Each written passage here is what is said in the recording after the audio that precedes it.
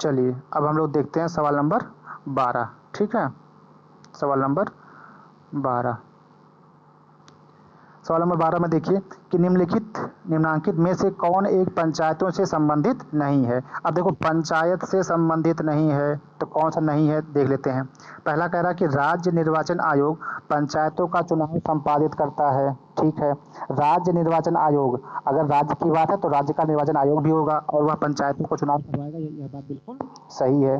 ठीक है, फिर कह रहा है कि संविधान का 74वां संविधान संशोधन। फिर देखिए एक बार आगे बात कि 74वां संविधान संशोधन किसके लिए भाई? शहरी निकाय के लिए, शहरी स्वशासन के लिए, पंचायतों के लिए नहीं है। तो कहने का मतलब जो आपका बी ऑप्शन होगा वह नहीं होगा। तो यही आप यहाँ पे पूछा गया कि कौन सा ऑप्शन नहीं होगा। तो नहीं होगा कौन सा? संविधान का 74वां संविधान संशोधन नहीं होगा, बाकी आपके सारे होंगे। तो पहला वो सही आपको पता ही है। दूसरा तो कहा जा रहा है कि सभी पंचायतों का कार्यकाल 5 वर्ष का निर्धारित होता है। बिल्कुल सही बात है, कोई दिक्कत नहीं है। एक पंचायत के भंग होने के 6 माह के भीतर नया चुनाव कराया जाएगा, यह बात बिल्कुल सही है, कोई दिक्कत नहीं है। तो ऑप्शन नंबर बी इसका सही आंसर होगा, है ना। और यह सवाल कब पूछा गया है? मेंस 2010 में, यूपी पीछे मेंस 2010 का सवाल है। ठीक, चलो बच्चों आगे देखते हैं सवाल नंबर 13 कि निम्नलिखित में से कौन पंचायतों की वित्तीय स्थिति का पुनर्विलोकन करने के लिए वित्त आयोग का गठन करता है। अब पंचायतों में कितना पैसा कब कब किस किस मद में कैसे कैसे खर्च होगा, इस बात के पुनर्विलोकन के लिए वित्त आयोग का गठन किस प्रकार से किया जाता है। अब देखो यहाँ पे कौन सा ऑप्शन सही होगा? तो इसमें कौन करेगा? इसमें जो है जो राज्य का प्रशासनिक अधिकारी होगा सबसे बड़ा वही करेगा। तो कौन होता है? राज्यपाल होता है, सबको पता है। तो ऑप्शन नंबर सी है। तो इसको अगर आपको समझना है तो समझ लीजिए, नहीं तो इसको रट्टा मान लीजिए। यह आपका जो है उत्तर प्रदेश पीसीएस प्री 2015 में पूछा गया था कि पंचायतों की जो वित्तीय स्थिति का पुनर्विलोकन जो है करने के लिए वित्त आयोग का गठन कौन करेगा? ये करेगा हमारा जो है उस राज्य का राज्यपाल। जैसे उत्तर प्रदेश का तो उत्तर प्रदेश के राज्यपाल करेंगे, एमपी का होगा तो एमपी वाले साहब करेंगे। ठीक है, चलो हमारी बात समझ में आ रही है आप लोगों को ना? बोलते रहिए थोड़ा सा। नहीं दिखाई दे रहा है अभी से कि कुछ देर पहले से?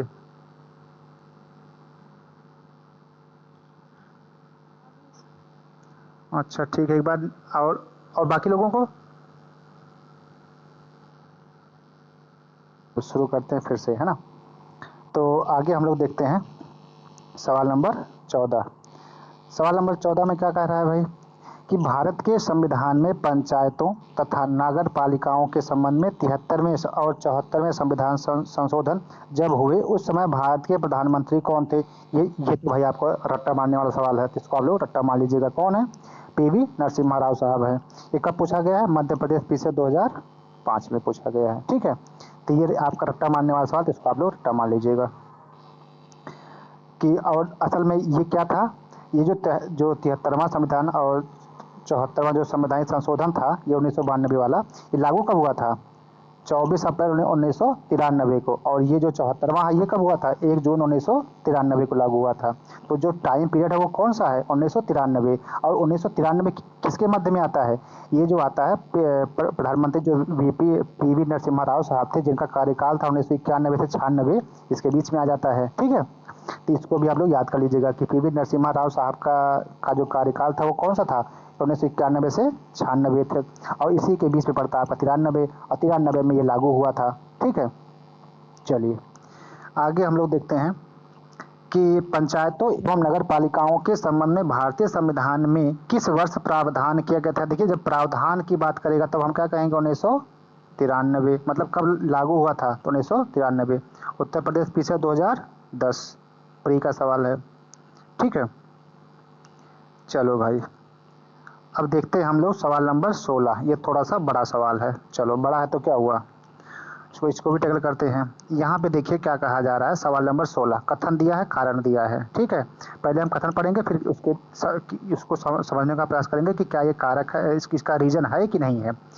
कथन कह रहा है कि पंचायतों के प्रधान, प्रमुख तथा अध्यक्ष के पदों में महिलाओं के लिए जिनमें अनुसूचित जाति, अनुसूचित जनजाति, पिछड़ी जाति की महिलाएं सम्मिलित हैं, आरक्षण के लिए उनके क्रियाकलाप में एक सुस्पष्ट परिवर्तन आया। यह बात बिल्कुल सही है कि जब पंचायतों का प्रावधान किया गया तो उसमें जो है अनुसूचित जनजाति और अनुसूचित जाति तथा पिछड़ी जातियों की महिलाओं के लिए आरक्षण की बात कही गई, ये बात बिल्कुल सही है।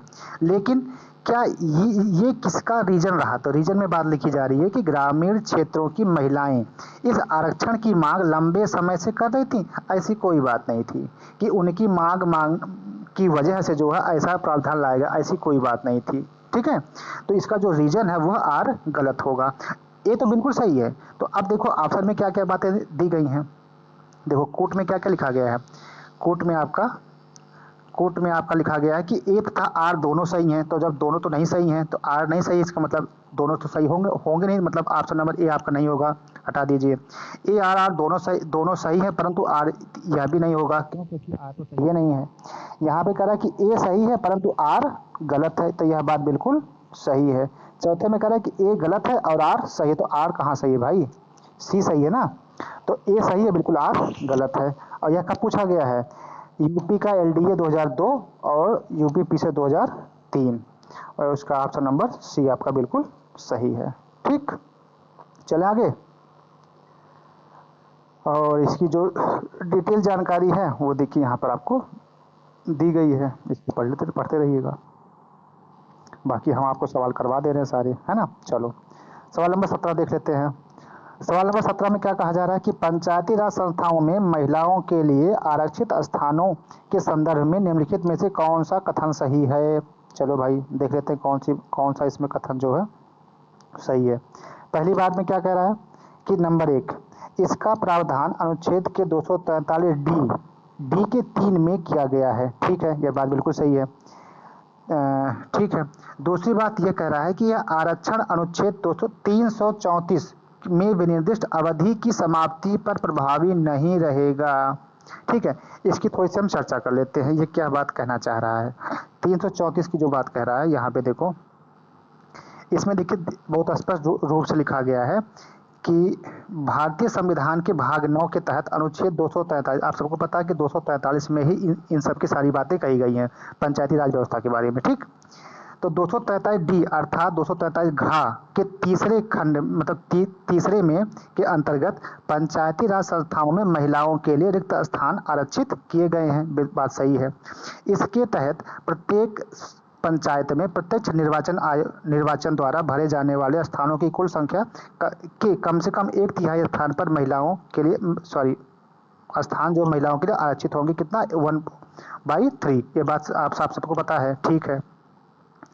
दूसरी बात यह लिखी गई है कि इस प्रावधान पर अनुच्छेद 334 में विनिर्दिष्ट अवधि की समाप्ति का कोई भी प्रावधान प्रभाव नहीं होगा। अनुच्छेद 334 के अंतर्गत लोकसभा और राज्य विधानसभाओं में अनुसूचित जातियों, अनुसूचित जनजातियों तथा आंग्ल भारतीय समुदाय से संबंधित आरक्षण का प्रावधान किया गया है।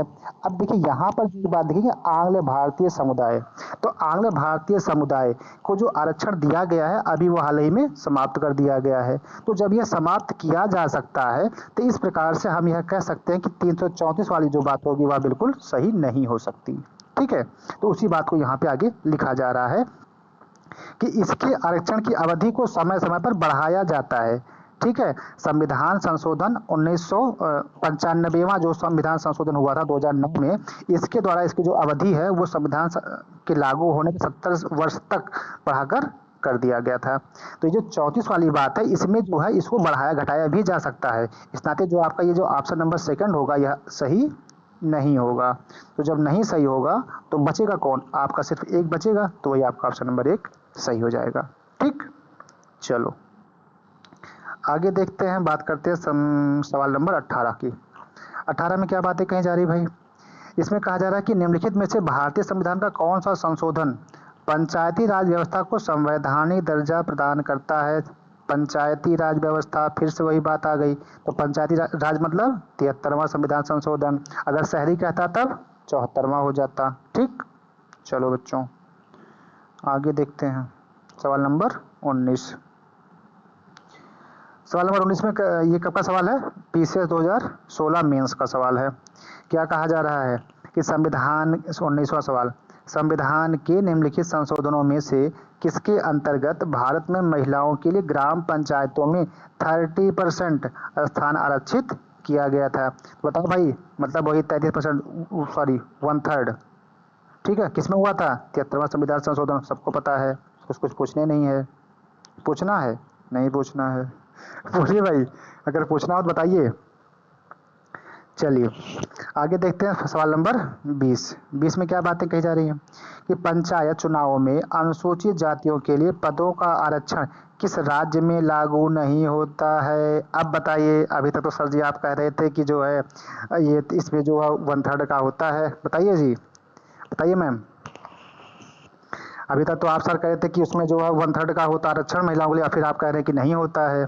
तो नहीं होता है, इसलिए नहीं होता है क्योंकि जो हमारा अरुणाचल प्रदेश है, इसकी जब जनगणना 2011 की गई थी, जनगणना 2011, तो यहाँ पर अनुसूचित जाति और जनजाति के लोग नहीं पाए गए, नहीं मिले। तो जब नहीं मिले तब वहाँ पे कौन सा आरक्षण दिया जाएगा?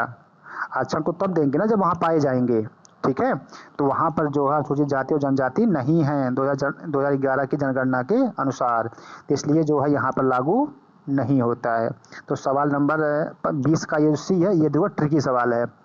हमने आपको नियम बता दिए, सारा कुछ पढ़ा दिया कि महिलाओं के लिए रिजर्वेशन 30% का, बिल्कुल सही बात है। अब सवाल उसने देखो घुमा के पूछ लिया कि कहाँ पे नहीं है, तो अरुणाचल प्रदेश में नहीं है। क्यों? क्योंकि 2011 के अनुसार वहाँ पे अनुसूचित जाति और जनजाति नहीं पाई जाती है। ठीक, यह आपका 2016 में पूछा गया है।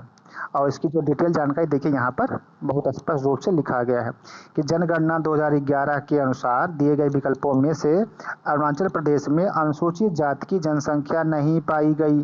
तो जब नहीं पाई गई तो फिर आरक्षण को खत्म कर दिया गया वहाँ पे। ठीक है, बोले भाई, थोड़ा सा आप बोलते भी रहिए, है ना। आवाज जा रही है हमारी? जी सर। चलिए अगला सवाल देखते हैं। चलिए अगला देखते हैं सवाल, सवाल नंबर 21 है ना। 21 में क्या बात कही जा रही है कि पंचायत अनुसूचित क्षेत्रों में विस्तार अधिनियम 1996 के अंतर्गत समाविष्ट क्षेत्रों में ग्राम सभा की क्या भूमिका या शक्ति होगी?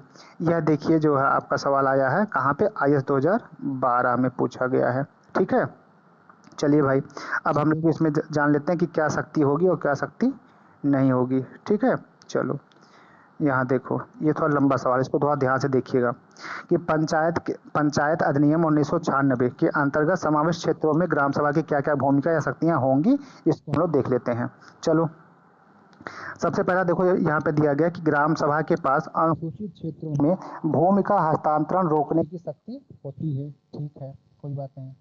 नंबर 2 लिखा गया कि ग्राम सभा के पास लघु वनोपज का स्वामित्व होता, मतलब एक छोटा मोटा जो हम जंगल वहाँ पे बना सकते हैं। यह बात बिल्कुल सही है, ये गांव की जो ग्राम सभा होगी उसका अधिकार होगा। ठीक है, तीसरी बात कही जा रही है कि अनुसूचित क्षेत्रों में किसी भी खनिज के लिए खनन का पट्टा अथवा पूर्वेक्षण लाइसेंस प्रदान करने हेतु ग्राम सभा की अनुशंसा आवश्यक होगी। यह बात थोड़ा सा डैमेज लग रही है। थोड़ा सा ऑप्शन देख लेते हैं क्या क्या दिया गया है। अब देखो इसमें ऑप्शन दिया गया है केवल एक और दो और तीन और 1, 2 और 3। तो बताओ इसमें कौन सा हो सकता है, कौन सा नहीं हो सकता है? हमको बात बताइए। ग्राम सभा के पास अनुसूचित क्षेत्रों में भूमि का हस्तांतरण रोकने की शक्ति हो सकती है। मतलब ग्राम सभा अगर चाहे तो वह जो भूमि अगर कहीं हस्तांतरित हो रही है या किसी को दी जा रही है तो उसके लिए वो क्या कर सकता है, हस्तक्षेप कर सकता है या खड़ा हो सकता है कि भैया ये जमीन किसी और को ना दी जाए। ठीक है, अपने हक की बात वो रख सकता है। तो इस प्रकार से आपका जो पहला ऑप्शन सही है। दूसरी बात कह रहा है कि वहाँ पर छोटा मोटा जो है जंगल बनाया जा सकता है। ठीक है, अच्छी बात है, कोई दिक्कत नहीं है। तीसरी बात ये कह रहा कि वहां पर अगर कोई खनन वाली बात है तो इसके लिए जो है ग्राम सभा की अनुशंसा लेना आवश्यक है, ऐसा नहीं है। ठीक है, अगर सरकार चाहेगी कि वहां पे अगर उस क्षेत्र में, अगर उस ग्राम सभा के उस क्षेत्र में अगर कोई इंपॉर्टेंट चीज है, जैसे अभी देखिए हाल ही में जो है प्रधानमंत्री साहब ने जो है जम्मू कश्मीर में क्या किया है, अडानी साहब को लिथियम के, चूंकि वहाँ पे लिथियम पाया गया है जम्मू कश्मीर में, इसलिए वहाँ पर जो बाहर वालों के एंट्री को अलाउ कर दिया गया है। ठीक है। अब एंट्री अलाउ कर दिया गया है तो वहाँ पे कौन जाएगा? जिसके पास भाई पैसा होगा। अब चूंकि लिथियम पाया गया तो लिथियम हमारे काम का तो है नहीं, ये किसके काम का है? जो बड़े बड़े उद्योगपति हैं वो लिथियम की उससे बैटरी बनाएंगे, इसलिए वहाँ पे जाना उन्होंने अलाउ कर दिया है। तो अब इसके लिए वहाँ की ग्राम सभा से पूछना आवश्यक थोड़ी ना है, ठीक है। तो उसके लिए जो हमारे जो सरकार है उसके लिए जिम्मेदार है, वो उसको परमिट कर सकती हैं। तो इस प्रकार से जो आपका ऑप्शन नंबर 1 है और 2 है ये दोनों सही होंगे और तीसरा वाला गलत है, क्योंकि यहाँ पे जो लिखा ग्राम सभा की अनुशंसा आवश्यक है तो आवश्यक नहीं है, ठीक है। आओ देखते हैं ऑप्शन क्या है। पहला है 1 और 2 है, 2 और 3 है, तो 1 2 3, तो कौन सा सही होगा? ऑप्शन नंबर बी 1 2, ठीक। चलिए बाकी देखो यहाँ पर बातें लिखी हुई हैं कि पंचायत जो है अनुसूचित क्षेत्रों के विस्तार अधिनियम 1996 के अंतर्गत समावेश क्षेत्रों में ग्राम सभा को लघु वनोपजों का पर स्वामित्व प्रदान करने के साथ साथ अनुसूचित क्षेत्रों में भूमि के हस्तांतरण पर प्रतिबंध लगाने की शक्ति होती है। अनुसूचित क्षेत्रों में लघु खनिजों के लिए खनन का पट्टा अथवा लाइसेंस प्रदान करने के लिए ग्राम सभा की अनुमति आवश्यक होती है, परंतु अन्य खनिजों के खनन के संदर्भ में ग्राम सभा की अनुशंसा आवश्यक नहीं है, ठीक है। अगर छोटे मोटे होंगे तो उसके लिए वो अनुमति होगी, लेकिन अगर कोई बड़ी खनिज होगी तो उसके लिए नहीं होगी, ठीक। चलो सवाल नंबर देखते हैं 22। सवाल नंबर 22 में क्या कह रहा है? इसमें कहा जा रहा है कि अनुसूचित क्षेत्रों में जिला पंचायत की शक्तियों के विषय में क्या सही है? तो क्या सही है? यह सवाल भी देखिए आपका छत्तीसगढ़ का स्पेशल सवाल है। चलिए अब हम लोग देखते हैं सवाल नंबर 23। इसमें क्या कहा जा रहा है कि पंचायती राज एक व्यवस्था है। पंचायती राज एक व्यवस्था है किसके लिए? स्थानीय स्तर पर स्वशासन की, बिल्कुल सही बात है, आप हमेशा ऊपर से पढ़ते आ रहे हैं। दूसरा कह रहा है कि जैव संसाधनों के साथ त्रिस्तरीय अभिशासन की, बिल्कुल सही बात है। त्रिस्तर में कौन कौन सा आता है? ग्राम पंचायत, क्षेत्र पंचायत और जिला पंचायत, बिल्कुल बात सही है। तीसरी बात करें कि लोकतांत्रिक विकेंद्रीकरण, विकेंद्रीकरण बिल्कुल सही बात। विकेंद्रीकरण का मतलब क्या होता है? बोलो भाई। विकेंद्रीकरण का मतलब ये होता है कि जो हमारी जो शासन है वो ग्राम पंचायत के पास भी कुछ शक्तियां होंगी, क्षेत्र पंचायत के भी पास कुछ शक्तियां होंगी, और जो कुछ शक्तियां आपके जिला प्रशासन के पास, जिला का जो पंचायत है वहां पर भी होंगी। ऐसा नहीं कि सारी शक्तियां सिर्फ राजा के पास हो, ऐसा नहीं होता है। जब विकेंद्रीकरण का बात आएगी तब वहां पे ये होगा कि ये जो शक्तियां हैं ये सब में थोड़ा थोड़ा डिवाइड कर दिया जाए, मतलब कुछ छोटे मोटे निर्णय लेने के लिए जो वहाँ की संस्थाएं हैं वो क्या हो, स्वच्छंद हों, ठीक है। अब उसके लिए ऐसा ना हो कि हर बात के लिए राजा साहब ये काम होगा कि नहीं होगा, राजा साहब ये काम होगा कि नहीं होगा, तो दिक्कत होती है ना भाई। तो ये चीज है। और चौथी बात देखो यहाँ लिखा है कि पद सोपानिक संरचना है, तो यह नहीं होगा। तो होगा कौन सा? 1 2 और 3, तो ऑप्शन नंबर सी आपका सही होगा। यह कब पूछा गया है? लोअर 1998 में, ठीक है। क्योंकि देखिए ये जो 3 बातें आपके कॉन्सेप्ट में हैं, तीनों बातें क्या स्थानीय स्तर पर स्वशासन की, बिल्कुल सही बात है। जैव संबंधों के साथ त्रिस्तरीय, बिल्कुल सही बात है। अब विकेंद्रीकरण, बिल्कुल सही बात है, ठीक। तो इसको आप लोग देखते रहिएगा। बाकी इसमें देखिए यहाँ पे लिखा हुआ है, और ये किसके अंतर्गत हुआ था? बलवंत राय मेहता साहब के, ठीक है, इसको मत भूलिएगा, अभी आगे आएंगे तो मिलेंगे। चलो सवाल नंबर 24। ग्राम सभा का क्या अभिप्राय है? बताओ भाई, ग्राम सभा किसको कहेंगे? बोलो भाई। देखो पहला ऑप्शन कह रहा है कि एक पंचायत क्षेत्र के लोग। अब एक पंचायत क्षेत्र के लोग में ऐसा भी तो हो सकता है कि कोई ऐसे लोग हों जो वहाँ की मतदाता सूची में ना आए, वहाँ पे अपना रिश्तेदारी करने गए हों।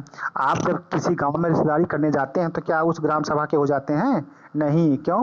क्योंकि उस ग्राम सभा में वही व्यक्ति नामित माना जाता है जो वहाँ की वोटर लिस्ट के अंतर्गत आता है, सीधी सी बात है। तो जब रिश्तेदारी करने जाइएगा तो वहाँ पे अपनी ग्राम सभा ना मान लीजिएगा, वो किसी दूसरे की ग्राम सभा है, ठीक है। तो कह रहा है कि एक पंचायत क्षेत्र के लोग, तो एक पंचायत क्षेत्र के लोग से मतलब ये है कि इसमें उस ग्राम सभा के लोग तो होंगे, साथ में अन्य लोग भी हो सकते हैं, तो इस वजह से यह सेंटेंस नहीं सही है। दूसरा क्या कह रहा है कि जिला अधिकारी से अभिभूत विशिष्ट लोग, तो इससे कोई मतलब है नहीं, विशिष्ट लोग तो क्या मतलब है। तीसरी बात ये कह रहा है कि ग्राम स्तर के पंचायत क्षेत्र में निर्वाचक नियमावली में पंजीकृत लोग, ठीक है।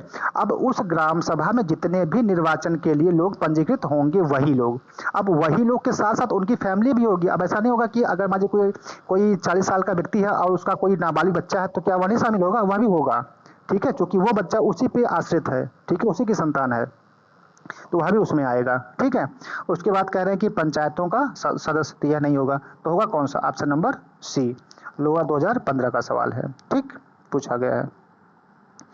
73वां संविधान संशोधन अधिनियम पंचायती राज के ग्राम सभा का प्रावधान करता है।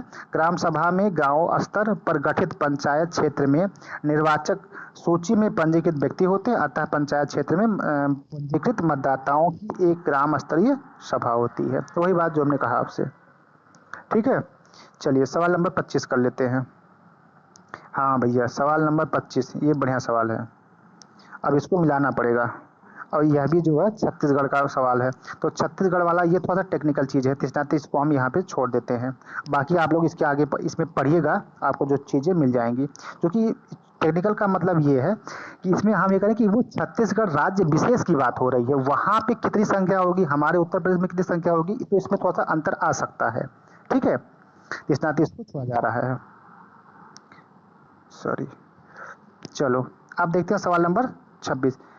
सवाल नंबर 26 क्या कह रहा है कि अनुसूचित क्षेत्रों में ग्राम सभा के सम्मेलन की अध्यक्षता कौन करता है? अनुसूचित क्षेत्रों में ग्राम सभा के सम्मेलन की अध्यक्षता कौन करता है? इसमें जो है साफ साफ रट्टा मार लीजिए कि उपस्थित अनुसूचित जनजाति सदस्य जो ग्राम सभा द्वारा चुना जाए। ठीक है, इसको आप लोग रट्टा मार लीजिएगा। ये छत्तीसगढ़ पीछे 2015 का सवाल है। ठीक है, क्योंकि अनुसूचित जनजाति वहाँ पे ज़्यादा पाई जाती है, तो इस नाते उस राज्य में जो है इनके लिए कुछ विशेष प्रावधान किए गए हैं। ठीक है, तो वो टेक्निकली उसी राज्य के लिए होते हैं, है ना, वो हर जगह लागू नहीं होंगे। जहाँ पे उस तरह की व्यवस्था बनेगी वहीं पे होगी। अब जैसे अभी हमने आपको बताया कि 1/3 की व्यवस्था है महिलाओं के लिए। अब चूंकि जनगणना के अनुसार अरुणाचल प्रदेश में पाए ही नहीं जाते, तो भाई वहाँ पे क्या लागू होगा? तो वो बात बिल्कुल थोड़ी कट जाती है ना। उसी प्रकार से यहाँ भी बातें हो रही हैं। चलिए नेक्स्ट आपका है, चलिए ये भी कॉमन सी बात है, तो इसको हम लोग देखेंगे कि यदि जिला पंचायत का अध्यक्ष निलंबित हो जाए तो क्या होगा? जिला पंचायत का उपाध्यक्ष कार्यवाहक अध्यक्ष के रूप में कार्य करेगा? पता नहीं। जिला पंचायत का उपाध्यक्ष अध्यक्ष बन जाएगा? ऐसे कैसे बन जाएगा भाई? बिना चुनाव के बन जाएगा? तो ये तो आप सबको पता ही नहीं होगा, बता दीजिए इसको। अध्यक्ष का पद रिक्त रहेगा, कब तक रिक्त रहेगा, क्या कोई बात लिखी गई है? यह भी बात नहीं लिखी गई है, तो यह भी ऑप्शन नहीं होगा। उसके बाद कहा जा रहा है कि सदस्यगण स्थानापन्न अध्यक्ष का निर्वाचन करेंगे। बिल्कुल सही बात है, तो यही होना चाहिए, ये ऑप्शन हो सकता है। और यहाँ पर देखो छत्तीसगढ़ में 5 ऑप्शन आते हैं। ठीक है, तो पहला वाले हमको पता नहीं था, लेकिन दूसरा और तीसरा तो पता ही नहीं होगा, हटा दिया, हमने काट दिया। ठीक है, अब 5वां वाली कोई बातें नहीं आती जब चौथा आ जाता है। ठीक है, तो इस प्रकार से जो चौथा वाला ऑप्शन है वो सही होगा। ठीक, बाकी इसके बारे में विस्तृत जानकारी आगे लिखी हुई है। चलिए भाई, अब देखिए बहुत स्पष्ट रूप से कहा जा रहा है 28वां सवाल। फिर देखिए अभी आगे इसकी बात हुई थी ऊपर के कुछ सवालों में, फिर वही बात यहाँ पे घुमा के पूछा जा रहा है कि पंचायती राज व्यवस्था का मूल उद्देश्य क्या सुनिश्चित करता है? पंचायती राज व्यवस्था का मूल उद्देश्य क्या सुनिश्चित करता है? विकास की जन भागीदारी, बिल्कुल सही बात। राजनीतिक जवाबदेही, यह नहीं हो सकता। तीसरा कह रहा है कि लोकतांत्रिक विकेंद्रीकरण, अभी हमने बताया, बिल्कुल सही बात है। फिर वित्तीय संग्रहण, हमको नहीं पता है, लेकिन देखिए 1 तो होगा और 3 होगा। अब 1 और 3 के साथ जो भी ऑप्शन होगा वो हो सकता है। 28 नंबर सवाल यहाँ देखिए, यहाँ पे कह रहा है कि 1, 2 और 3, 1 और 3, 2 और 4, 1, 2, 3, 4, तो यहाँ पे देखो कौन सा नहीं होगा, तो सबसे पहले आप उसको हटाओ।